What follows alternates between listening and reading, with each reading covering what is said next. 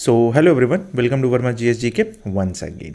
ये है chop chop series किसका भाई? 15,000 प्लस जीके जीएस का, मतलब पूरा का पूरा खजाना यहाँ पर है, आपको मिल जाएगा। हाँ, पार्ट बाई पार्ट में आएगा वीडियो, वो अलग चीज़ है, बट पूरा का पूरा आपका जो जीके जीएस है कवर हो जाएगा। इतना सारा क्वेश्चन है, मतलब जितना क्वेश्चन है उसको आप कवर कर लेते हो तो आपके लिए बहुत ही अच्छा हो जाएगा। ये किसी भी एग्जाम्स के लिए इंपॉर्टेंट हो जाएगा, जैसा कि देख भी रहे, यूपीएससी है, स्टेट पीसीएस है, एसएससी है, रेलवे है, कोई भी अदर एग्जाम्स उठा लीजिए आप, कोई भी एग्जाम्स उठा लीजिए, सीडीएस हो गया, एनडीए हो गया, जिसमें जीके जीएस पूछा जा रहा है, ये आपके लिए बेनिफिशियल ही होगा हर हाल में, है ना। चलिए तो स्टार्ट करते हैं। ये पार्ट 1 वीडियो होने वाला है और इसके बाद ऐसे ही करके वीडियो आएगा, कोशिश करेंगे जल्दी जल्दी वीडियो डालने का, ठीक है। तो चलिए स्टार्ट करते हैं अपना chop chop series GK GS का। तो क्वेश्चन नंबर 1 ऐसे ही है, इसी फॉर्मेट में है। आपको यहाँ पर क्वेश्चंस मिल जाएगा, यहाँ पर ऑप्शन है, ठीक है। यहाँ पर हम आंसर भी लिख दिए हैं ताकि आपको कोई प्रॉब्लम ना हो, और यहाँ पर कुछ इंपॉर्टेंट पॉइंट्स है जो आंसर से रिलेटेड है, वो हम यहाँ पर कर दिए, ठीक है। चलिए तो स्टार्ट करते हैं आज का क्वेश्चन नंबर 1। क्वेश्चन नंबर 1 क्या कह रहा है? भारत के नामकरण के संदर्भ में, अच्छा ये भी बताना भूल गए, ये हिंदी और इंग्लिश दोनों लैंग्वेज में है, तो ये बाइलिंगुअल हो जाएगा। तो जो हिंदी के स्टूडेंट हैं, हिंदी वाले आप लोग कर लीजिए, जो इंग्लिश है वो इंग्लिश वाले कर लीजिए, सबके लिए इंपॉर्टेंट है, ठीक है। कोशिश करेंगे हम इंग्लिश भी बोल लेने का, बट थोड़ा हिंदी जल्दी जल्दी हो जाएगा तो हम लोग हिंदी में ही बढ़ते चले जाएंगे। बाकी कोई भी प्रॉब्लम होगा आप मेरे को कमेंट सेक्शन में बता सकते हैं। तो क्वेश्चन नंबर 1 स्टार्ट करते हैं। क्वेश्चन नंबर 1 क्या है? क्वेश्चन नंबर 1 कह रहा है, भारत के नामकरण के संदर्भ में भारतवर्ष का उल्लेख निम्नलिखित में किस ग्रंथ में किया गया था? भारतवर्ष का उल्लेख निम्नलिखित में किस ग्रंथ में किया गया था? With reference to the naming of India, Bharatvarsha has been mention in which of the following book? मेरे पास ऑप्शन है अष्टाध्यायी अर्थशास्त्र, आर्यभट्टियम और आचारांग सूत्र। तो हमारा आंसर क्या हो जाएगा? अष्टाध्यायी, ये है ना, अष्टाध्यायी, ये हमारा आंसर हो गया। अब इससे रिलेटेड कुछ इंपॉर्टेंट है वो देख लेते हैं।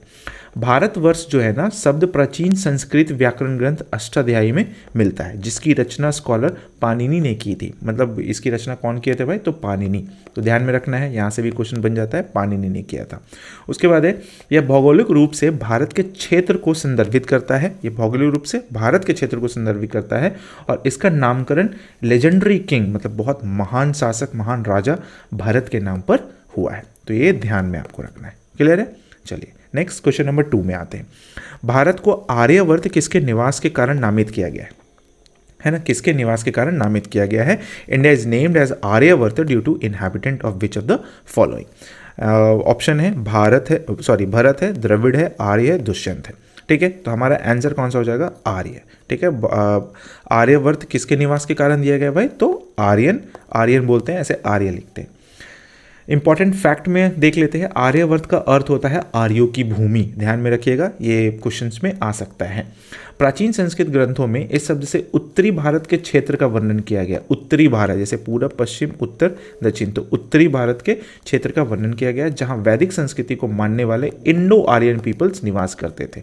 यानी कि अगर ये हमारा भारत हो जाता है पूरब, पश्चिम, उत्तर, दक्षिण, तो ये वाला रीजन जो है ना, ये वाला रीजन कौन है था? इंडो आर्यन पीपल्स निवास करते थे। तो ध्यान में रखना है। Question number 2 complete. Question number 3, एक सेकेंड हम थोड़ा सा इसको जूम इन, हाँ ठीक है। आप क्वेश्चन नंबर 3 क्या कह रहा है? निम्नलिखित कथनों पर विचार कीजिए, कंसीडर द फॉलोइंग स्टेटमेंट। पहला है, भारत का नामकरण ऋग वैदिक काल के एक प्रमुख जन भरत के नाम पर किया गया, और दूसरा है, भारत को जम्बू द्वीप का एक भाग कहा जाता है। ये 2 स्टेटमेंट है, तो कोड्स दिया हुआ है, केवल एक सही होगा, केवल 2, 1 और 2 दोनों, ना तो 1 ना ही 2। हमारा आंसर कौन सा हो जाएगा? सी, बोथ 1 एंड 2, ठीक है ना, बोथ 1 एंड 2, 1 और 2 दोनों, यानी कि ये दोनों स्टेटमेंट जो है ना वो सही है। चलिए इसे देख लेते हैं। इंडिया नाम रिवर इंडस बोले तो सिंधु नदी, है ना, सिंधु नदी से लिया गया है, और इसके पार रहने वाले लोग भरत कहलाते थे। सिंधु नदी के पार रहने वाले लोग क्या कहलाते थे? भरत कहलाते थे, जो एक प्रमुख वैदिक जनजाति थी, ठीक है। तो इंपॉर्टेंट है, ये सब भी ध्यान में रखिएगा कि कौन कहाँ रह रहा है। भरत कहलाते थे, सिंधु नदी कौन सा नदी के पार रहने वाले लोग हैं, तो ऐसे करके आपको मैनिपुलेट करके क्वेश्चन पूछा जाता है ना। चलिए भाई, उसके आगे है, प्राचीन भारतीय कॉस्मोग्राफी में दुनिया को कंसेंट्रिक कॉन्टिनेंट्स द्वीपों के रूप में देखा जाता था। मतलब प्राचीन भारतीय अगर देखा जाए कॉस्मोग्राफी, तो पूरी दुनिया को ना एक कॉन्टिनेंट के रूप में देखा जाता था, ठीक है, जिसमें जम्बूद्वीप केंद्र में था। जम्बूद्वीप कौन सा था, अगर ये इतना बड़ा है कॉन्टिनेंट पूरा, सुपर कॉन्टिनेंट जिसको बोलते हैं, तो बीच में जम्बूद्वीप था और भारतवर्ष इसका एक दक्षिणी भाग था। और अगर मान लीजिए ऐसा कि अगर ये चीज़ ऐसा है, ठीक है, पूरा बना हुआ है, ऐसे नहीं बनाते इसको, हम थोड़ा सा और नॉर्मल ही रखते हैं, ठीक है। ये पूरा का पूरा आइलैंड हो गया। अगर मान लीजिए बीच में जम्बूद्वीप है ना, बीच में अगर जम्बूद्वीप है तो पूरब पश्चिम उत्तर दक्षिण, ये दक्षिण वाला पार्ट में हमारा क्या है, ये भारतवर्ष है। तो ध्यान में रखना है। ये क्वेश्चन नंबर 3 हो गया। क्वेश्चन नंबर 4 में आते हैं। क्वेश्चन नंबर 4 क्या कहता है, भारतीय पुरातत्व का जनक किसे कहा जाता है। भारतीय पुरातत्व का, who is called the father of Indian archaeology. Indian archaeology किसको कहा जाता है, अलेक्जेंडर कनिंघम है, जॉन मार्शल है, फिर मॉर्टिमर व्हीलर है, जेम्स प्रिंसेप है। तो हमारा आंसर कौन सा हो जाएगा, Alexander Cunningham. Alexander Cunningham important है, इंपॉर्टेंट पॉइंट देख लेते हैं। अलेक्जेंडर कनिंघम भारतीय पुरातत्व सर्वेक्षण ASI archaeological survey of India के पहले डायरेक्टर जनरल थे। ध्यान में रखना है, बहुत ही इंपॉर्टेंट हो जाता है। जिसकी स्थापना 1861 में हुई थी, 1861 में स्थापना हुई थी archaeological survey of India ASI, ठीक है ना। हिस्ट्री से रिलेटेड जितना भी काम होता है ना, ये यही ऑर्गेनाइजेशन करती है। उसके बाद क्या है, उन्हें प्रमुख प्राचीन भारतीय स्थलों की प्रारंभिक सिस्टमेटिक खोज और डॉक्यूमेंटेशन का श्रेय दिया जाता है। मतलब जितना भी प्राचीन काल का जो चीज़ मिला था, जो चाहे स्टार्टिंग वाला फेज हो, चाहे सिस्टमेटिक ढंग से कौन किसके बाद मिल रहा है और उसका डॉक्यूमेंटेशन करना, वो सब इन्हीं को श्रेय दिया जाता है। तब हम लोग हिस्ट्री जान पाए इनके वजह से, क्योंकि ये बहुत ही ज़्यादा एक तरीके से बोल लीजिए अपने फील्ड में टैलेंटेड है, अपने फील्ड में महारत हासिल है इनको, है ना। चलिए नेक्स्ट आते हैं क्वेश्चन नंबर 5। क्वेश्चन नंबर 5 क्या है, अभिलेख विज्ञान एपिग्राफी है। अभिलेख विज्ञान एपिग्राफी, यानी कि एपिग्राफी क्या है ये पूछा जा रहा है, ऐसा लिखा हुआ थोड़ा सा, है ना। एपिग्राफी क्या है, द स्टडी ऑफ इंस्क्रिप्शन, शिलालेखों का अध्ययन, एक ग्राफिकल मैप, महाकाव्यों का पता लगाना और महाकाव्यों का अध्ययन। तो हमारा आंसर क्या हो जाएगा, द स्टडी ऑफ इंस्क्रिप्शन, शिलालेखों का अध्ययन, है ना। इसके बारे में समझ लेते हैं क्या है। अभिलेख विज्ञान पत्थर, धातु या मिट्टी जैसी टिकाऊ सामग्री पर उत्कीर्ण शिलालेखों का वैज्ञानिक अध्ययन है। जैसे होता है ना, पत्थर पर कुछ लिखा हुआ है, फिर मिट्टी का बर्तन पर कुछ लिखा हुआ है, फिर गुफा में कुछ लिखा हुआ है, तो ये सब चीज़ ही एपिग्राफी में आता है। इसको डेसिफर करना, इसको पढ़ना, है ना। या प्राचीन और मध्यकालीन इतिहास के फिर से बनाने के लिए एक क्रूशियल स्रोत है। फिर से मतलब बोल सकते हैं ऐसा कि पुराना जो इतिहास है जो ख़त्म हो चुका है, उसको ना ये सोर्सेज मिल जाता है और उस सोर्सेज के बेसिस पर क्या होता है ना, एक नया चीज़ तैयार किया जाता है। तो हमारे पास हिस्ट्री ना एकदम मतलब खुल के बाहर आता है कि हाँ भाई ऐसा ऐसा हुआ एक्चुअली, तभी तो लिखा हुआ है वो चीज़ है, जो शासकों, घटनाओं और सामाजिक जीवन का प्रत्यक्ष एविडेंस प्रदान करता है। ओके, चलिए नेक्स्ट है क्वेश्चन नंबर 6 है, अभिलेखों का सबसे बड़ा महत्वपूर्ण विशेषता क्या है। अभिलेखों का सबसे महत्वपूर्ण विशेषता क्या है। Most of important silent features of inscriptions are, number 1 है वे प्रक्षेप से मुक्त हैं, है ना। इंटरपोलेशंस या हर जगह पाए जाते हैं, इनका अध्ययन करना आसान है, उपरोक्त सभी। तो हमारा आंसर क्या हो जाएगा, ये वे प्रक्षेप से मुक्त है, यानी कि they are free from interpolation. अब देख लेते हैं इंटरपोलेशन क्या होता है। शिलालेखों का एक की एडवांटेज यह है कि कठोर सतहों पर उकेरे जाने के कारण वे हस्तलिखित ग्रंथों की तुलना में परिवर्तन, त्रुटियां या जानबूझकर किए गए ऑल्टरेशन के प्रति कम ससेप्टिबल होते हैं। मतलब देखो, ये जैसे अगर होता है ना कोई पत्थर में उकेर दिया गया है इसको, तो इसको ख़राब होना, चाहे इसको जानबूझकर कुछ मतलब बनाना, चाहे ये बोल सकते हैं कुछ वेदर के वजह से कोई कंडीशनली परिवर्तन, चेंजेस आ जाना, ये सब चीज़ से ये थोड़ा सा अलग हो जाता है, जिसके वजह से बोलते हैं हम लोग कि ये प्रक्षेप से मुक्त है। ठीक है, नेक्स्ट है वे अक्सर घटनाएं, रॉयल ऑर्डर्स और दानों का कंटेम्प्रेरी और ऑथेंटिक विवरण प्रदान करते हैं, है ना। रॉयल ऑर्डर्स और दानों का कंटेम्प्रेरी बोल सकते हैं, they often provide contemporary and authentic accounts of events, royal orders and donation. पहले के टाइम में क्या हुआ था, कैसा कैसा रॉयल लोग रहते थे, क्या डोनेशन चलता था, कैसे बहुत सारा चीज़ के बारे में बताया गया है इसमें, है ना। तो इसलिए शिलालेख जो होता है ना, एक तरीके से अभिलेख जिसको बोल सकते हैं, ठीक है, वो मिलता है। अशोका का भी अभिलेख बहुत सारा मिला हुआ है, तो उससे बहुत जानकारी मिलता है कि हाँ अशोका के टाइम पर क्या क्या हुआ था, द ग्रेट अशोका, उनके टाइम पर क्या क्या हुआ था, वो सब चीज़ मिलता है। तभी तो हम लोग पढ़ पाते हैं, अदरवाइज हम लोग कैसे पढ़ेंगे, हम लोग तो पढ़ ही नहीं पाएंगे फिर, है ना, जान ही नहीं पाएंगे कि उधर क्या हुआ था, वहाँ का सोर्सेस कुछ मिला है तभी हम लोग पढ़ पाते। चलिए नेक्स्ट में आते हैं क्वेश्चन नंबर 7। निम्नलिखित में से कौन व्यावसायिक अभिलेख कॉमर्शियल इंस्क्रिप्शन की श्रेणी में आता है? Commercial inscription, which are the following fall in the category of commercial inscription? Junagadh, Aihole, Gwalior और सिंधु घाटी की मुहर। तो हमारा कौन सा आंसर हो जाएगा?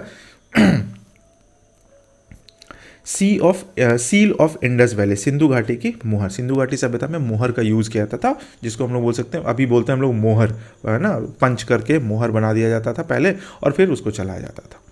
देख लेते हैं, सिंधु घाटी सभ्यता मोहनजोदाड़ो और हड़प्पा के स्थलों पर मिली न्यूमरस मोहरों व्यापारिक सामानों को चिन्हित और पहचानने के लिए उपयोग की जाती थी, जिसे वे कमर्शियल आर्टिफैक्ट्स बन जाती है। अब पहले के टाइम में यही होता था, मोहर है तो मोहर को दिखाता था तो फिर कहीं एंट्री के लिए हो जाता था, व्यापार करता था, उसके वजह से अगर मोहर नहीं होता था तो नहीं कर पाता था, है ना। इन मोहरों पर अक्सर जानवरों के मोटिव्स होते थे और एक अनडिसिफर्ड लिपि होता था जो आर्थिक और प्रशासनिक नियंत्रण में उनके उपयोग को दर्शाता था। अनडिसिफर्ड कहने का मतलब जो पढ़ा ना जा सके वो होता था, और जानवर का मोटिव बना हुआ, जैसे वन हॉर्न्ड, जैसे हड़प्पा वगैरह में, ये सब में, मोहनजोदाड़ो वगैरह में मिला है वन हॉर्न्ड जो होता है ना हिरन, वो मिला है, वो देखा गया उसमें। तो बहुत सारा चीज़ मिलता है और वो चीज़ उसमें उकेर दिया जाता है, मतलब एक तरीके से बना दिया जाता है ना, पंच कर दिया गया, चाहे किसी भी तरीके से, मतलब उसको बनाना है और वो रहेगा तो ही आपका काम वगैरह हो पाएगा। अपर टाउन जिसको बोल सकते हैं, अपर टाउन लोअर टाउन भी होता था पहले, है ना, अपर वाला एरिया में फिर लोअर वाला, तो अपर वाला में सब बड़े बड़े लोग रहते थे, तो लोअर वाला को जब अपर में पहुंचना होता था, कुछ व्यापार हो रहा है, ये वो हो रहा है, तो वो मुहर दिखाना होता था। चलिए नेक्स्ट क्वेश्चन में आते हैं। संस्कृत में लिखे गए एक अभिलेख का प्रारंभिक उदाहरण था, क्या था भाई? डैश संस्कृत में लिखे गए एक अभिलेख का प्रारंभिक उदाहरण था, कौन था? उत्तर मेरूर, ग्वालियर, एहोल और जूनागढ़ शिलालेख, है ना। तो हमारा आंसर कौन सा होगा? जूनागढ़ रॉक, यानी कि जूनागढ़ शिलालेख। रॉक पर लिखा हुआ जो लेख था उसको हम लोग शिलालेख बोलते हैं। ये रुद्रदामन प्रथम लगभग 150 CE, ठीक है ना, का जूनागढ़ शिलालेख प्योर संस्कृत में लिखे गए सबसे पुराने ज्ञात शिलालेखों में से एक है। तो लगभग 150 CE का शिलालेख है रुद्रदामन प्रथम का, है ना। तो ध्यान में रखना है, क्वेश्चंस कहीं से भी पूछ सकता है। यह एक जलाशय सुदर्शन झील, जो जिसके नाम से जाना जाता था, कि मरम्मत का विवरण देता है, जिसे मूल रूप से चंद्रगुप्त मौर्य ने बनवाया था। तो सुदर्शन झील ध्यान में रखना है, सुदर्शन झील कौन बनवाया था? चंद्रगुप्त मौर्य बनवाया था, है ना। मरम्मत के विवरण देता है, उसमें मरम्मत के बारे में बताया गया है। तो जूनागढ़ शिलालेख ध्यान में रखना है आपको। नेक्स्ट क्वेश्चन है, अशोक का लुम्बिनी स्तंभ अभिलेख एक डैश है। लुम्बिनी स्तंभ अभिलेख एक डैश है। शाही स्मारक अभिलेख है, दान अभिलेख है, समर्पण अभिलेख है या मन्नत अभिलेख है? तो आंसर कौन सा हो जाएगा भाई? रॉयल कॉमेमोरेटिव इंस्क्रिप्शन, यानी कि शाही स्मारक अभिलेख है। कौन सा? अशोक का लुम्बिनी स्तंभ। ओके, चलिए। लुम्बिनी स्तंभ अभिलेख सम्राट अशोक की बुद्धि के सम्राट अशोक की बुद्धि के जन्म स्थान की तीर्थ यात्रा की याद दिलाता है। तो इंपॉर्टेंट तो हो ही जाता है भाई। यह उनकी यात्रा और बुद्ध के सम्मान में लुम्बिनी गांव को दिए गए टैक्स कॉन्सेशन करता है। ये तो मतलब रिलेटेड था, जैसे बोल सकते हैं भगवान बुद्ध जो थे उनसे रिलेटेड था, है ना, वो चीज़। तो ऐसे भी अशोक का जो थे वो कलिंगा वॉर के बाद तो पूरा का पूरा एकदम बौद्ध धर्म ही अपना लिए थे, वो तो आप सबको पता ही होगा। नेक्स्ट में आते हैं क्वेश्चन नंबर 10। निम्नलिखित में से कौन सा सही सुमेलित नहीं है ना। यहाँ पर लिखा हुआ है हाथी गुम्फा इंस्क्रिप्शंस और खारवेल, हाथी गुम्फा अभिलेख खारवेल, देवपाद अभिलेख यशोधर्मन, प्रयाग प्रशस्ति अभिलेख समुद्रगुप्त, नासिक अभिलेख गौतमीपुत्र सतकर्णी, है ना। तो हमारा आंसर कौन सा हो जाएगा? ये देवपाद अभिलेख यशोधर्मन। देख लेते क्या है।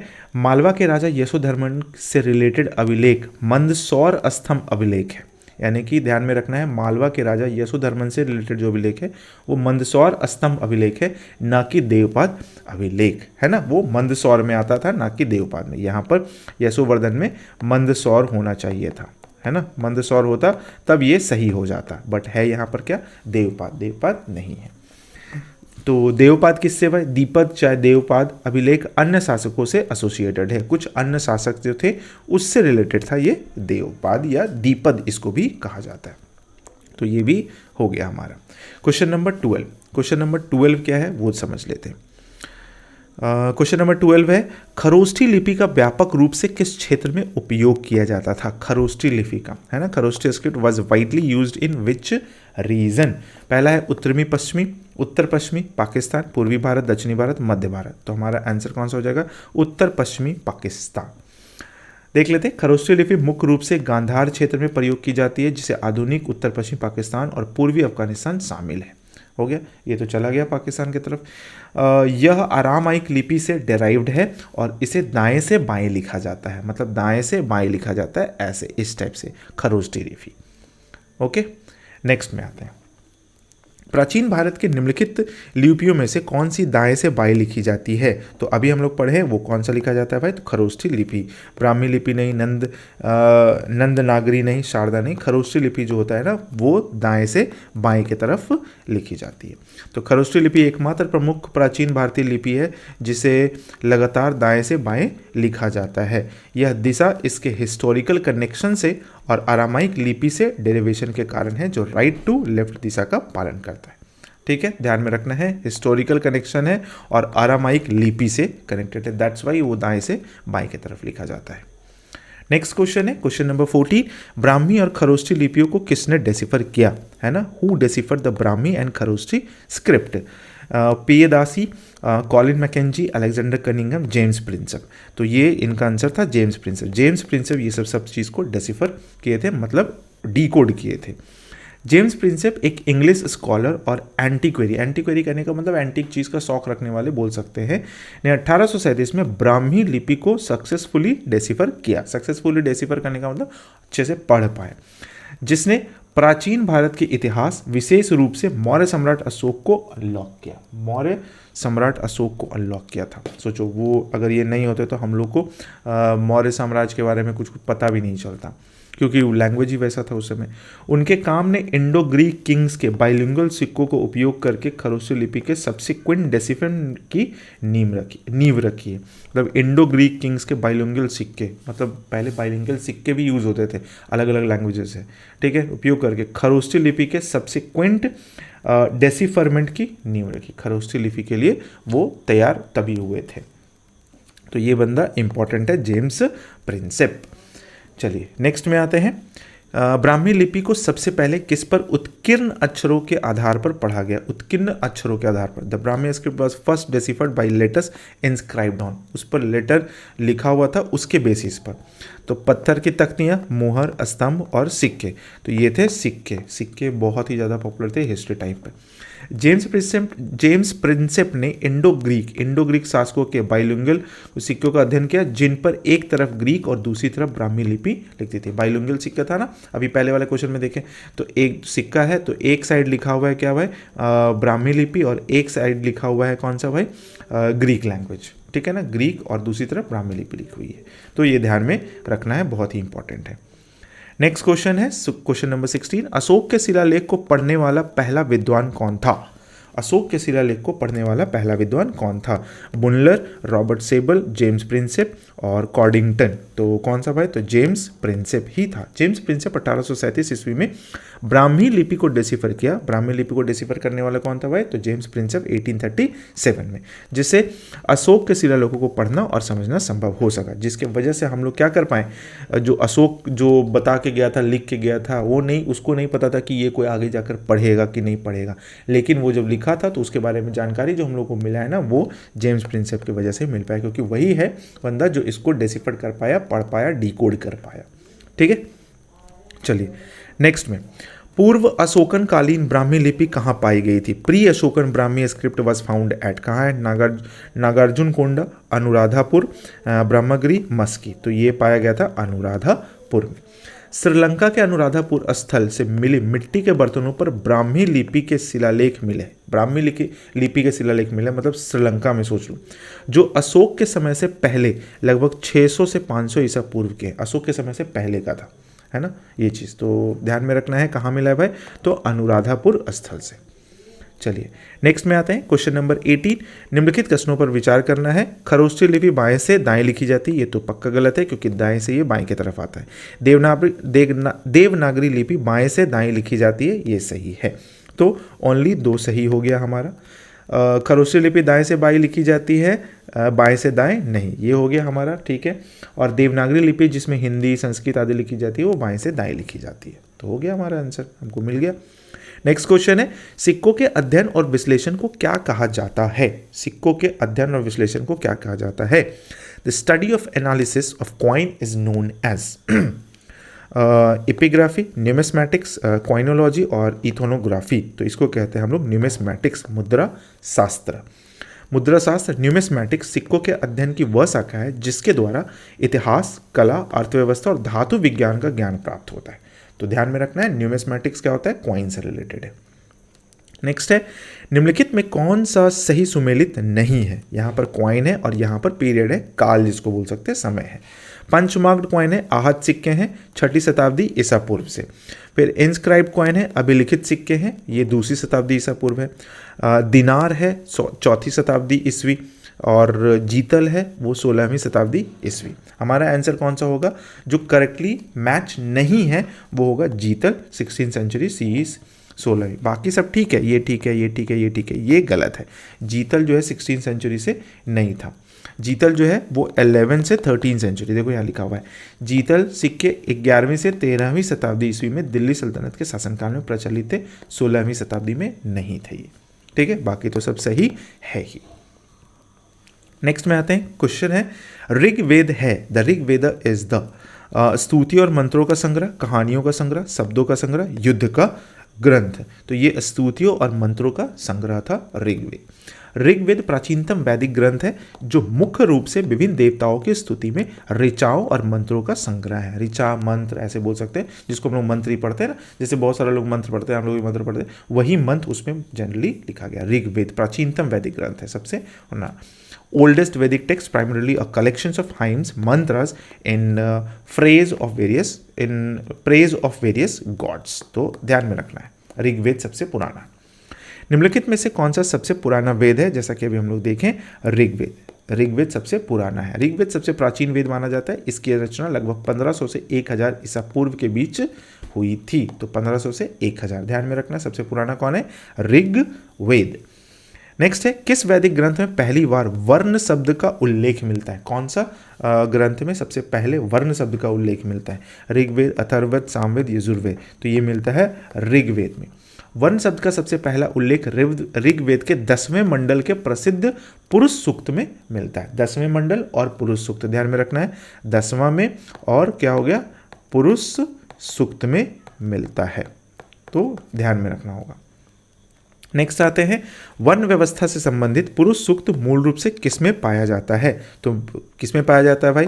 तो ऋग्वेद में पाया गया है। पुरुष सूक्त मूल रूप से ऋग्वेद 1090 का एक सूक्त है जिसमें समाज के 4 वर्णों की उत्पत्ति का वर्णन है। समाज के 4 उत्पत्ति।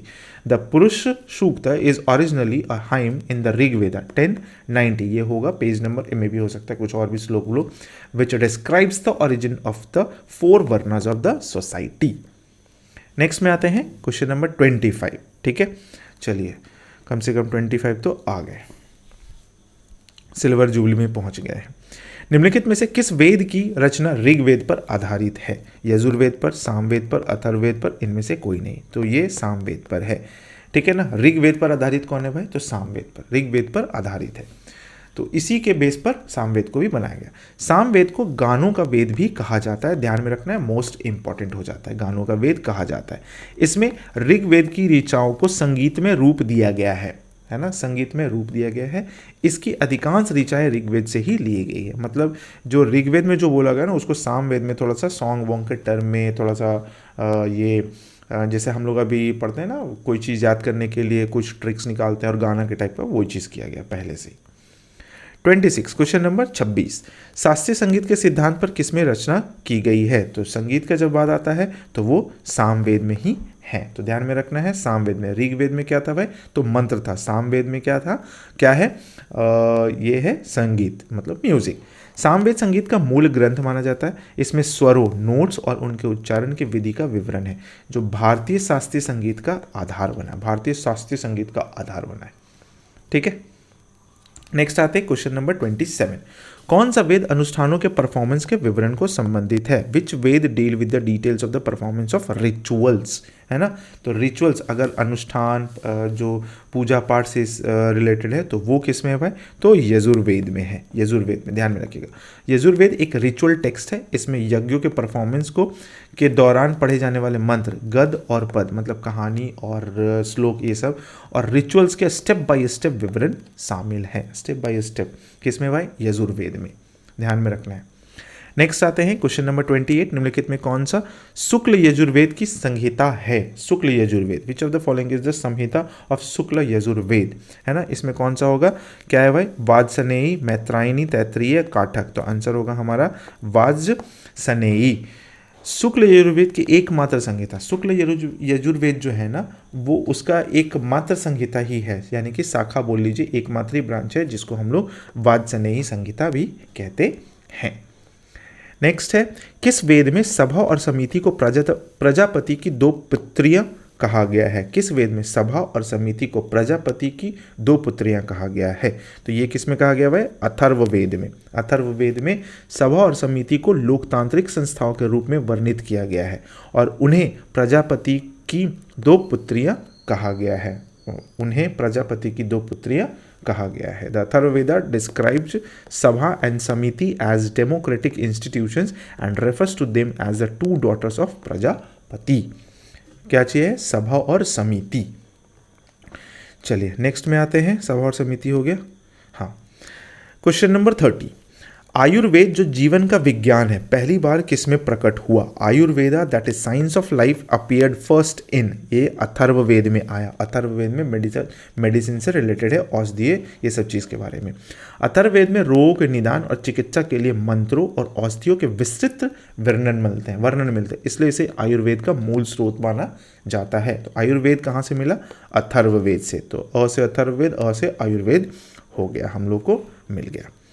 नेक्स्ट है क्वेश्चन नंबर 31।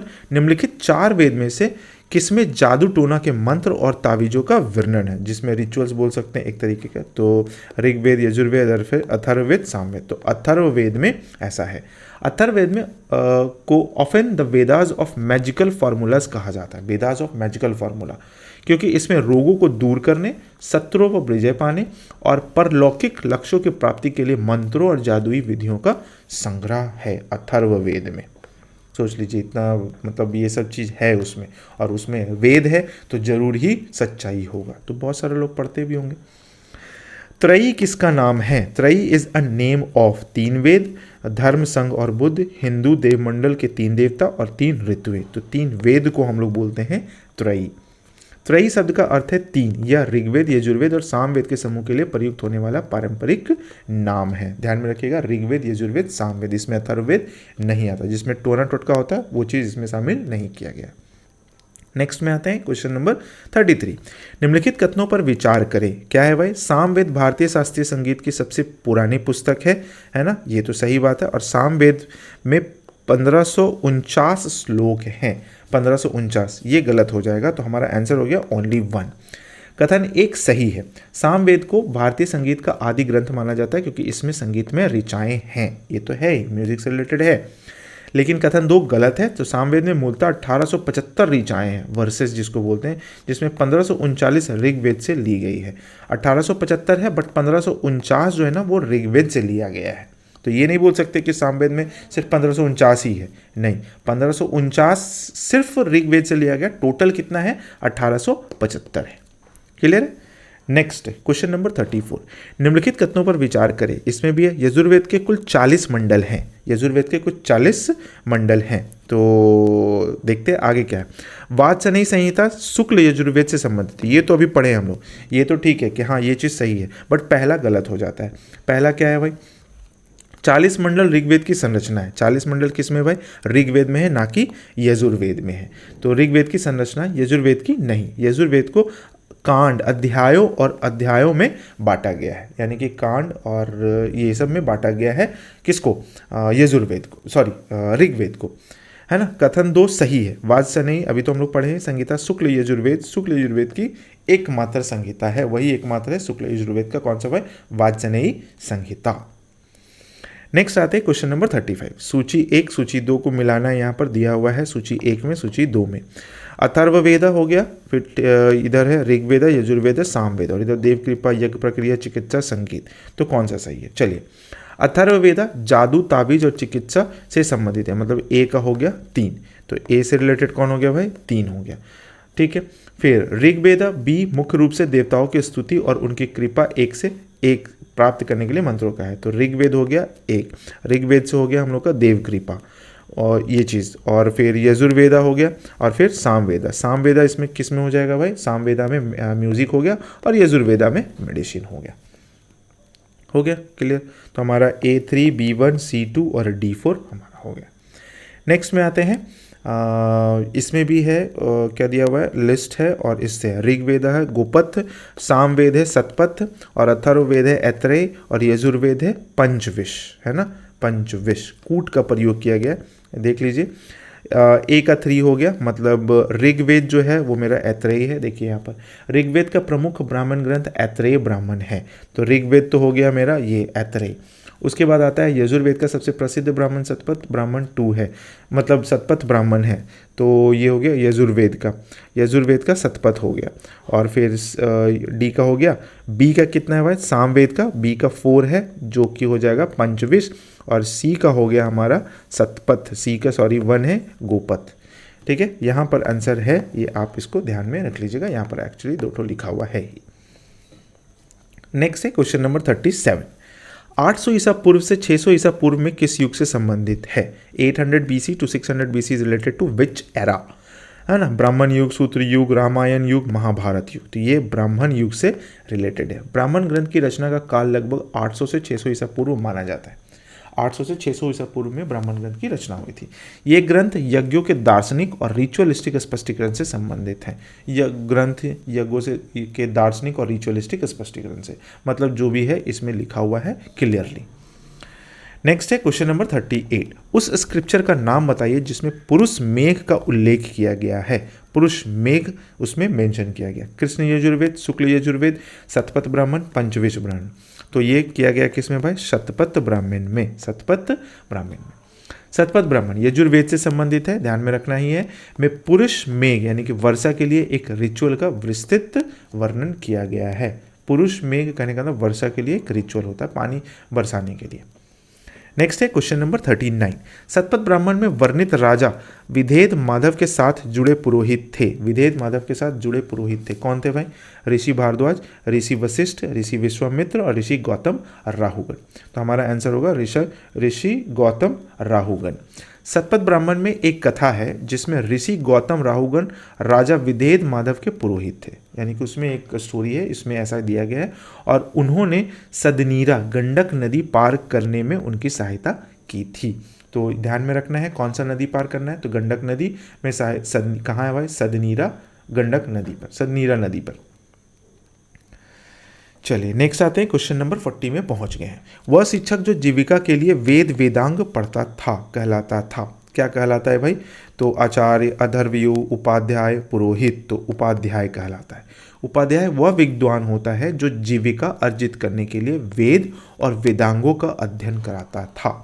जीविका मतलब होता है ना, जैसे क्लास लेते हैं तो हम लोग आप लोग को हिस्ट्री पढ़ा रहे, ज्योग्राफी पढ़ा रहे, तो वैसे वो वेद और वेदांग पढ़ाते थे अपना जीवन यापन करने के लिए। उसके बाद आचार्य वह होता था जो बिना किसी शुल्क के ज्ञान का प्रसार करता था। आचार्य वो होता था जो बिना किसी शुल्क के फ्री में एडुकेशन दे रहा है, जैसे हम आपको दे रहे हैं फ्री में, है ना, वो एडुकेशन दे रहा है।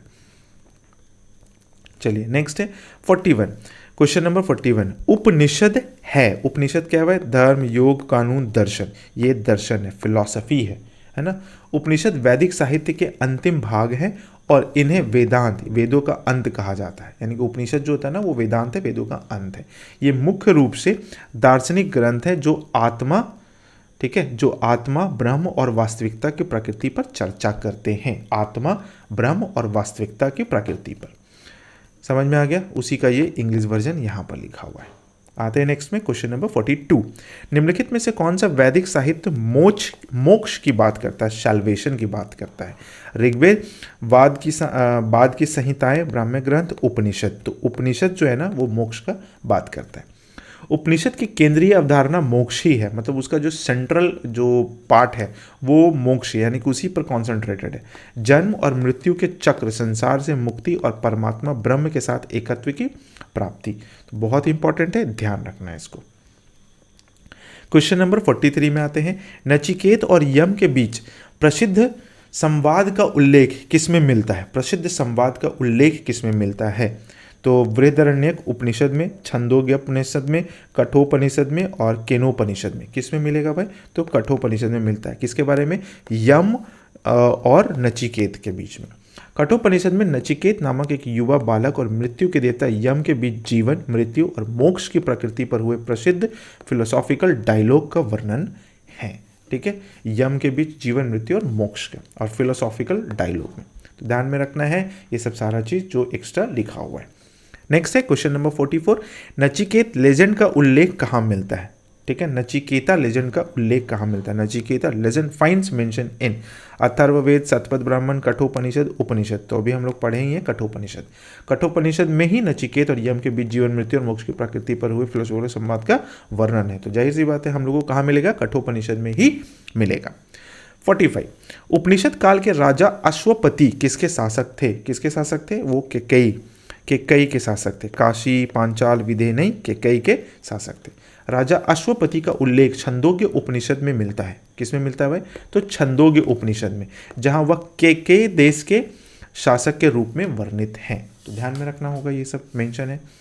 नेक्स्ट है क्वेश्चन नंबर 46, सत्यमेव जयते शब्द कहाँ से लिया गया है? सत्यमेव जयते कहाँ लिया गया? मनुस्मृति, भगवद गीता, ऋग्वेद, मुंडोक उपनिषद। तो मुंडोक उपनिषद से लिया गया है हमारा सत्यमेव जयते, सत्य की ही विजय होती है, भारत का राष्ट्रीय आदर्श वाक्य जो मुंडक उपनिषद से लिया गया है, राष्ट्रीय आदर्श वाक्य है।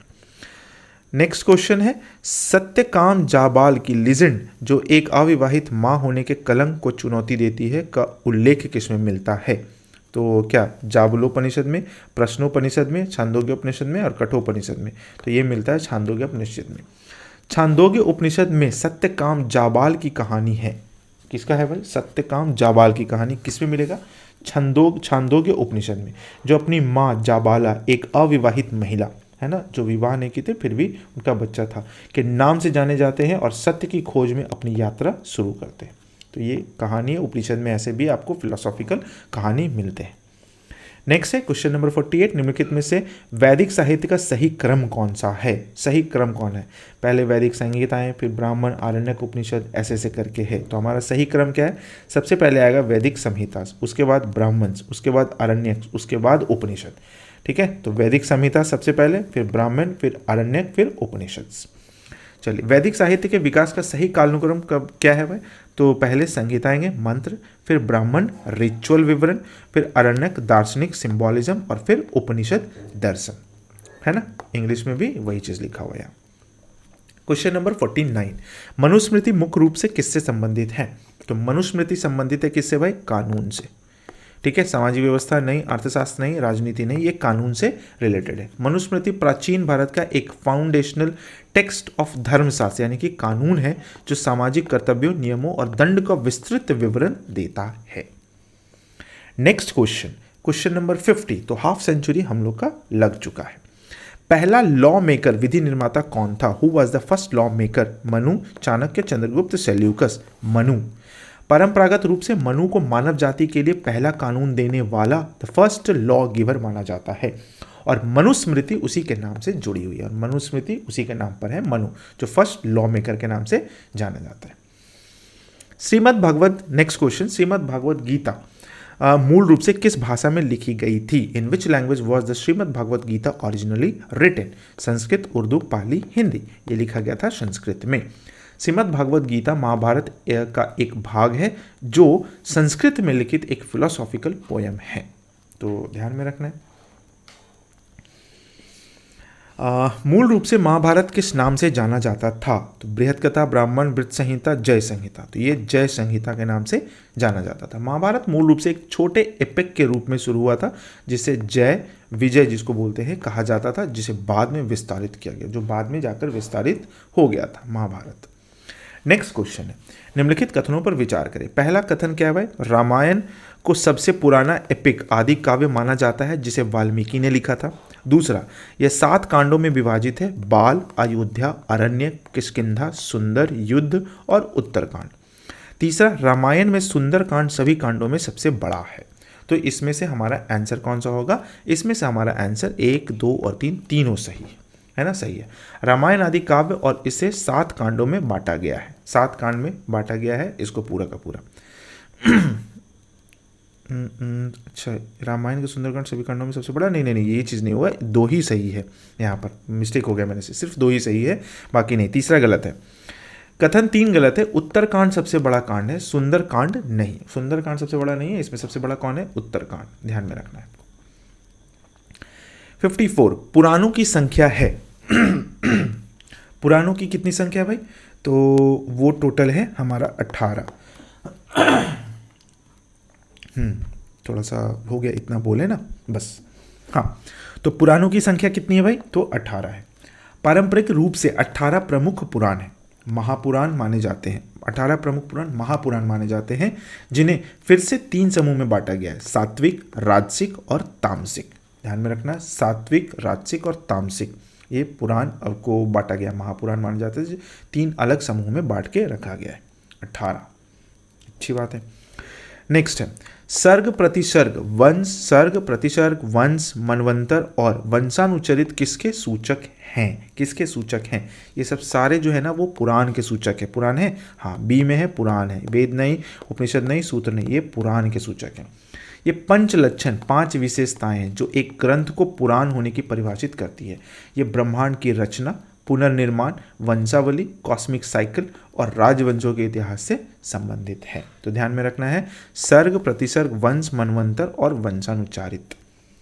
नेक्स्ट है क्वेश्चन नंबर 56, निम्नलिखित में से सबसे पुराना पुराण कौन सा है, सबसे पुराना पुराण कौन सा है, मत्स्य पुराण सबसे पुराना, मत्स्य पुराण है, वायु पुराण नहीं, मार्कंडेय पुराण नहीं, इनमें से कौन है, मत्स्य पुराण सबसे पुराना है। मत्स्य पुराण को सबसे पुराना पुराणों में माना जाता है। इसमें महान बाढ़ की कहानी शामिल है, जो एक एंशिएंट थीम है ना, बाढ़ का कहानी इसमें बताया गया मत्स्य पुराण में। नेक्स्ट क्वेश्चन में 57, कालिका पुराण निम्नलिखित में से किस धर्म से एसोसिएटेड है, वैष्णव, शाक्त, बौद्ध धर्म, जैन धर्म। तो ये शाक्त धर्म, शाक्तिज्म। कालिका पुराण मुख्य रूप से देवी माँ काली की पूजा और शक्ति के पहलू से संबंधित है, जो इसे शक्ति परंपरा का एक महत्वपूर्ण ग्रंथ बनाता है। तो माँ काली से ये रिलेटेड है और उन्हीं से संबंधित है। ठीक है, चलिए भाई, इंपॉर्टेंट भी है। क्वेश्चन नंबर 58, निम्नलिखित में से जैन धर्म की सबसे प्राचीन पवित्र पुस्तक कौन सी है, 12 अंग, 12 उपंग, 14 पूर्व, 14 उपपूर्व। 14 पूर्व जो है ना जैन धर्म का सबसे प्राचीन पवित्र पुस्तक है, सबसे प्राचीन और मूल सिद्धांतों का संग्रह माने थे, जो महावीर स्वामी के पूर्ववर्ती तीर्थंकरों से प्राप्त हुए थे। महावीर स्वामी के जो तीर्थंकर थे, पूर्ववर्ती तीर्थंकर, उनसे प्राप्त हुआ था, इसलिए बहुत ही पवित्र माना जाता है। नेक्स्ट में आते हैं, प्रारंभिक जैन साहित्य की रचना किस भाषा में हुई थी, प्रारंभिक जैन साहित्य की रचना किस भाषा में हुई थी, ये थी अर्ध मगधी, अर्ध मगधी। ठीक है, पाली नहीं, प्राकृत नहीं, संस्कृत नहीं, अर्ध मगधी। जैन धर्म के प्रारंभिक और सबसे सैक्रेड टेक्स्ट, जो सबसे होली टेक्स्ट होते हैं, जिन्हें आगम कहा जाता है, आगम ध्यान में रखिएगा, अर्ध मगधी प्राकृत में लिखे गए थे, जो महावीर स्वामी की भाषा थी। महावीर स्वामी यही भाषा यूज करते थे, अर्ध मगधी। नेक्स्ट है, निम्नलिखित में से कौन सा अर्ली जैन लिटरेचर का हिस्सा नहीं है, अर्ली जैन लिटरेचर का हिस्सा नहीं है। आचारांग सूत्र तो है भाई, सूत्र कृतांग सूत्र है, बृहत कल्प सूत्र है, थेरी गाथा नहीं है, Theri Gatha that is not including. Theri Gatha एक बौद्ध टेक्स्ट है, ये कौन सा है भाई, बौद्ध टेक्स्ट। और बाकी सब कौन सा है भाई, तो जैन टेक्स्ट है, बौद्ध टेक्स्ट है, जिसमें अर्ली बुद्धिस्ट नन्स के गीत और कविताएं हैं। यह जैन साहित्य का हिस्सा नहीं है, ये बौद्ध साहित्य का हिस्सा है, बौद्ध टेक्स्ट का। नेक्स्ट क्वेश्चन 61, निम्नलिखित कथनों पर विचार करना है। जातक जैन धर्म के लोक साहित्य हैं, जातक, ठीक है, और आगम तीर्थंकरों के डिस्कोर्स पर आधारित जैन टेक्स्ट है। आगम मतलब 2 स्टेटमेंट है, तो कौन सा सही है, सिर्फ 2। आगम तीर्थंकरों के डिस्कोर्स पर आधारित जैन टेक्स्ट है। देख लेते हैं, कथन 1 गलत है। जातक कथाएं बौद्ध साहित्य का हिस्सा है, जो बुद्ध के पूर्व जन्मों की कहानी है। जातक कथाएं बौद्ध साहित्य का, ये जैन साहित्य से संबंधित नहीं है भाई। कथन 2 सही है, ये भी पहला तो गलत हो गया, दूसरा सही है। आगम जैन धर्म के कैनोनिकल क्या था भाई, अच्छा कैनोनिकल टेक्स्ट है जो माना जाता है कि तीर्थंकरों के टीचिंग्स पर आधारित है, मतलब पूर्वज से लिया गया टेक्स्ट है जो टीचिंग्स उसी का दिया जाता है। तो ये सही हो गया हमारा, आगम तीर्थंकरों के डिस्कोर्स पर आधारित जैन टेक्स्ट है, जहाँ तक जैन धर्म से नहीं है, ये बौद्ध टेक्स्ट से, बौद्ध साहित्य से रिलेटेड है। नेक्स्ट क्वेश्चन नंबर 62, त्रिपिटक में कौन सा शामिल नहीं है? त्रिपिटक में कौन? विनय पिटक हो गया, सुत्त पिटक हो गया, अभिधम पिटक हो गया, बुद्ध पिटक हो गया। तो बुद्ध पिटक शामिल नहीं है, बाकी सारा का सारा चीज़ शामिल है। विनय पिटक, सुत्त पिटक, अभिधम पिटक। त्रिपिटक 3 टोकरियाँ है ना, 3 टोकरियाँ बौद्ध कैनन का मूल भाग है। इनमें विनय पिटक, सुत्त पिटक और अभिधम पिटक शामिल है। पिटक त्रिपिटक करने का 3 टोकरियाँ कहा गया है। बुद्ध पिटक एक मान्यता प्राप्त पिटक नहीं है, बुद्ध पिटक नहीं है, बाकी जितना भी है विनय पिटक, सुत्त पिटक, अभिधम पिटक, ये तीनों पॉपुलर है और इसमें शामिल है, ये शामिल नहीं है। नेक्स्ट क्वेश्चन नंबर 63, निम्नलिखित में से कौन सा बौद्ध टेक्स्ट मोनोस्टिक लाइफ के नियमों को कंटेन करता है ना, मोनोस्टिक लाइफ के नियमों को कंटेन करता है? कौन है? दीघा निकाय, विनय पिटक, अभिधम पिटक, विभाषा शास्त्र। विनय पिटक, ठीक है, आंसर है। विनय पिटक में भिक्षु और भिक्षुनियों के लिए मोनास्टिक डिसिप्लिन के नियम और दैनिक जीवन में दिशा निर्देश शामिल हैं, मतलब वो इसमें बताया गया कि कैसे अपने आप को कंट्रोल करना है, डिसिप्लिन में रहना है, मोनास्टिक डिसिप्लिन, ये रूल्स वगैरह दिया गया है। नेक्स्ट क्वेश्चन नंबर 64, कलहन द्वारा लिखित रासतरंगिणी निम्नलिखित में किससे एसोसिएटेड है? रासतरंगिणी किससे एसोसिएटेड है? चंद्रगुप्त का शासनकाल, गीतों का संग्रह, कश्मीर का इतिहास, कृष्णदेव राय का शासनकाल। ये कश्मीरों का इतिहास है रासतरंगिणी। रासतरंगिणी द रिवर ऑफ किंग्स 12वीं शताब्दी में कलहन द्वारा लिखित है, तो ध्यान में रखना है। कश्मीर के इतिहास की एक मैटेरिकल, क्रॉनिकल और हिस्टोरिकल पोएम है, मतलब एक तरीके का पोएम है जो कि कश्मीर के बारे में लिखा गया है। और कौन लिखा हुआ है? तो कलहन द्वारा लिखा गया, तो ध्यान में रखना है।